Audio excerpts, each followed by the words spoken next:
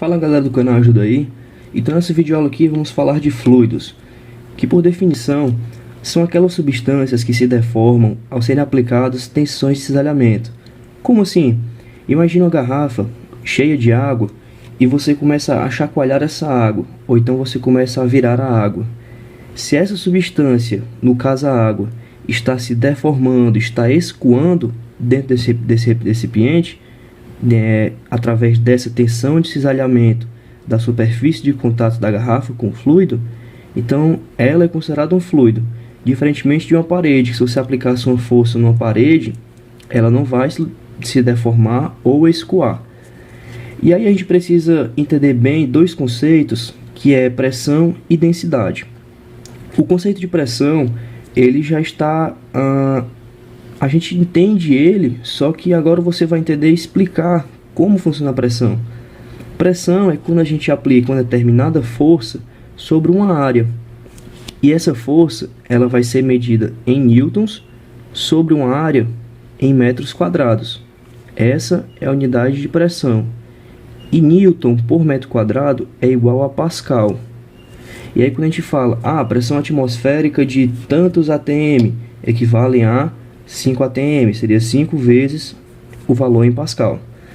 Então, para entender como funciona a pressão, se eu te pedisse para você dar uma mãozada, bater sobre uma superfície plana, uma chapa, um caderno, e sobre um objeto pontiagudo, você preferiria bater aqui, porque aqui ó, a gente tem uma área muito maior em relação a essa pequena área aqui da ponta. Então, se eu tenho uma área maior, a minha pressão vai ser menor comparada aqui, uma área bem pequena, tornaria esse coeficiente aqui bem menor, então seria uma pressão muito alta. Tranquilo? E aí também vamos falar de densidade, ou massa específica. Por definição, ela é massa sobre volume. Mas o que é a densidade? A densidade seria como se a gente estivesse dizendo o apertamento das moléculas de um fluido. Como assim? Digamos que eu tenho duas latas, certo? De mesmo volume V. E aí em uma delas eu coloco água e na outra eu coloco mercúrio.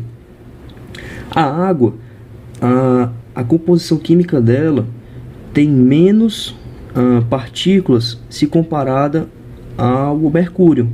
Então para o mesmo volume V, se eu tiver um objeto que tem menos massa e um objeto que tem mais massa, para o mesmo volume, então eu digo que o mercúrio é mais denso que a água. Então o peso peso da água seria menor do que o peso de mercúrio. Beleza? E aí para fluidos em repouso, ou seja, onde não está havendo um escoamento, que é um fluxo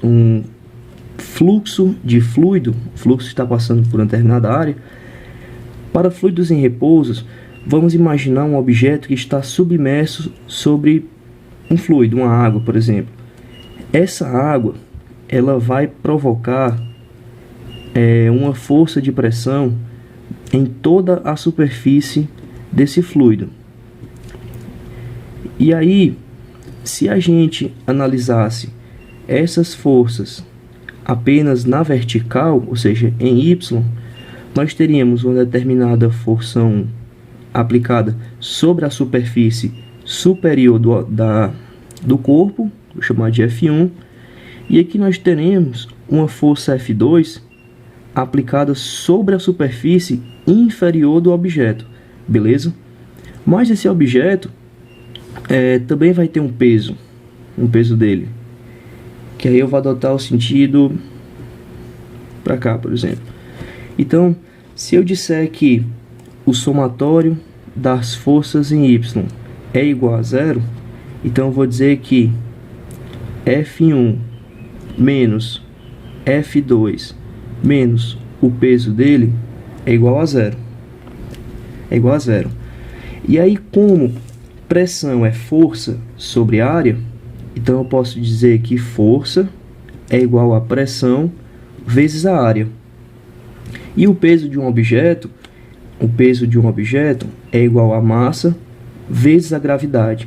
Só que eu não tenho esse valor dessa massa aqui do corpo. Mas eu sei que densidade é massa sobre volume. E é mais fácil eu conhecer a densidade do objeto. Então, massa vai ser a densidade vezes o volume. Só que o volume de um determinado objeto, ele é a sua área da base vezes a sua altura. Que no caso a área da base vai ser a própria área que está mesmo submetida às duas forças. Então volume vai ser igual a área vezes a altura. Então se eu colocar tudo isso que eu deduzi aqui dessa forma, eu vou encontrar aqui força 1 é igual a força 2 mais o peso. E aí, trocando as unidades, ficaria que força 1 é pressão de 1 vezes a área é igual a pressão 2 vezes a área mais o peso. Peso é massa vezes a gravidade. E trocando tudo, ficaria ρ, está muito parecido com ρ, G, volume vezes a altura. E aí o volume sendo a área vezes a altura, o volume sendo a área vezes a altura, nós temos a área multiplicando todas as parcelas da equação, então nós podemos eliminá-la. Então, para um fluido em repouso, a pressão no ponto 1 será igual a pressão no ponto 2, mais a sua massa específica, vezes a gravidade, vezes a altura. Isso aqui vai ser muito importante para algumas questões e para nós entendermos que para um objeto imerso em um fluido, a pressão varia de acordo com a sua altura, tá? A gente não vai aqui se preocupar com a distância horizontal, se esse fluido pode ser um oceano daqui para a África, mas o que vai importar para a gente é a altura. É a altura que vai fazer com que a pressão aumente ou diminui, beleza?